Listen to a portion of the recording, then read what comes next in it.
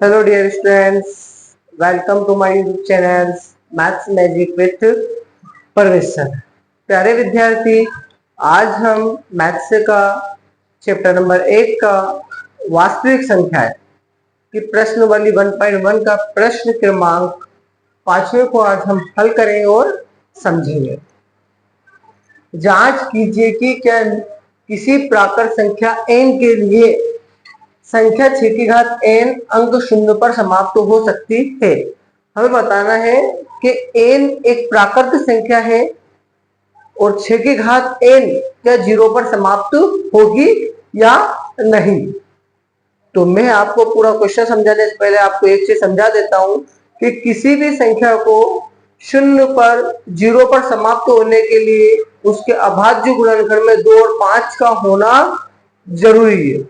2 और 5 दोनों ही होंगे तो वहां शून्य पर समाप्त होगी, और दोनों में से कोई एक होगा तो वहां शून्य पर समाप्त नहीं होगी। देखिए, हम इस क्वेश्चन को सॉल्व करते हैं।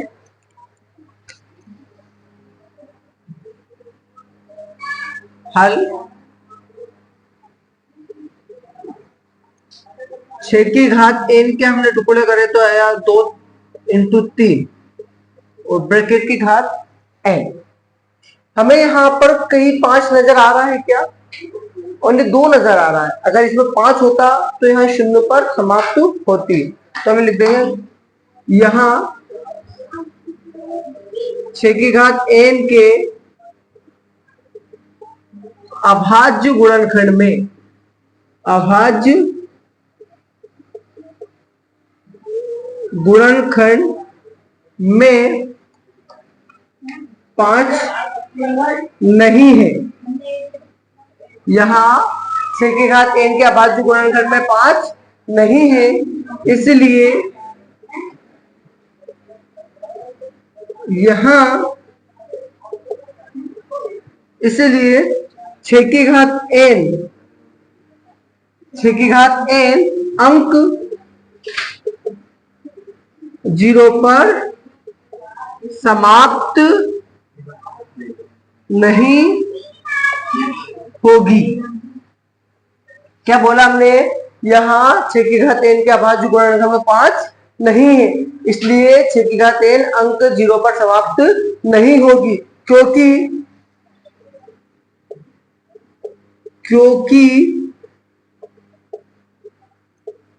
किसी भी संख्या को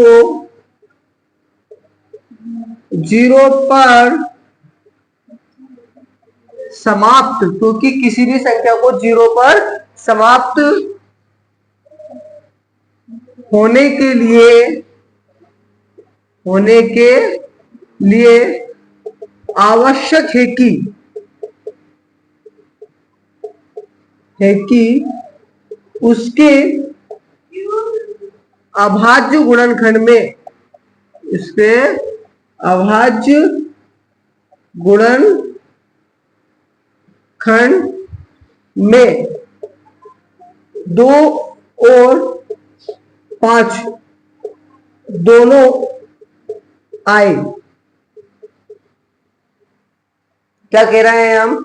6 की घात n के हमने जब टुकड़े किए तो 2 इंटू 3 आया, इसमें कहीं हमें 5 नजर नहीं आया, इसलिए 0 पर समाप्त नहीं होगी। हम क्या बोल रहे हैं? 6 की घात n के अभाज्य गुणनखंड में 5 नहीं है, इसलिए 6 की घात n अंक 0 पर समाप्त नहीं होगी, क्योंकि किसी भी संख्या को 0 पर समाप्त होने के लिए आवश्यक है कि उसका अभाज्य गुणनखंड में 2 और 5 दोनों आए।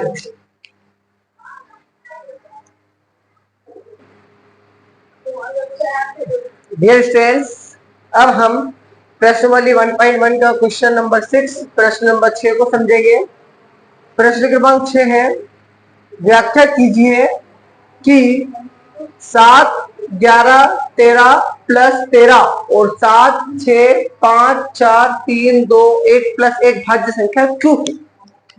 तो आपको पहले मैं बता देता हूं, भाज्य संख्याएं वे संख्याएं होती है जिनमें कम से कम 2 संख्याओं से भाग चला जाए। कम से कम कितनी संख्या से भाग चला जाए? 2, या फिर उनके कम से कम 2 गुणनखंड हो। जिन संख्याओं के दो गुणनखंड हो या दो संख्याओं से भाग जाता हो वे संख्याएं भाज्य संख्या होगी। आइए देखते हैं हम इसमें हल।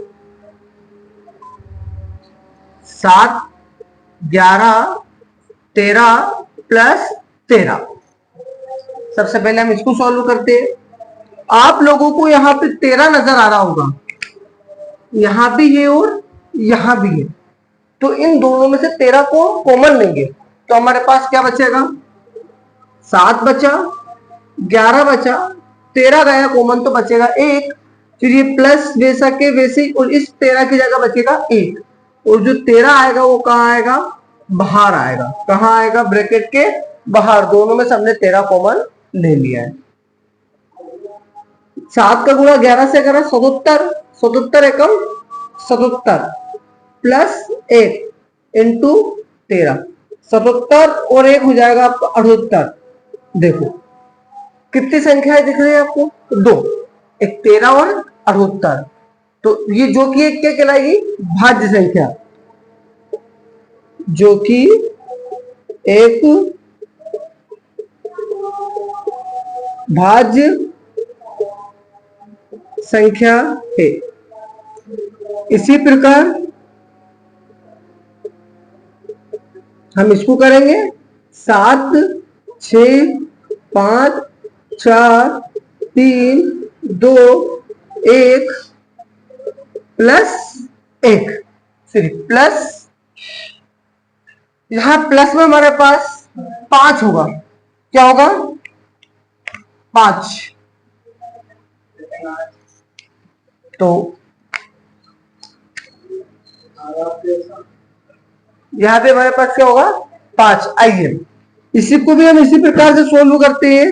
5 यहां है और एक 5 यहां है, तो दोनों में से हम क्या कॉमन ले लेते हैं? 5। तो हमारे पास क्या बचेगा?